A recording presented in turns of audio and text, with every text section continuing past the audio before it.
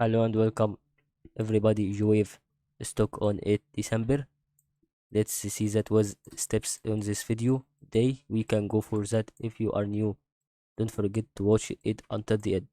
So according to what we want on those two trend lines, we can say that these movements would be increase, decrease, increase, decrease on GOEV.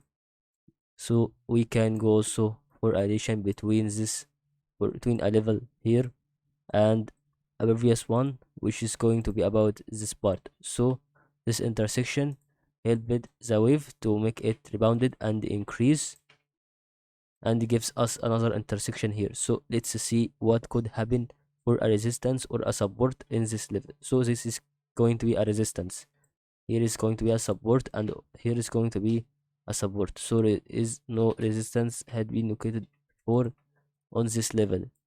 So I think it's going to make it an increase, because this is going to be about 0 and 1 Fibonacci level relationship. Hope you benefit from this stock on this video.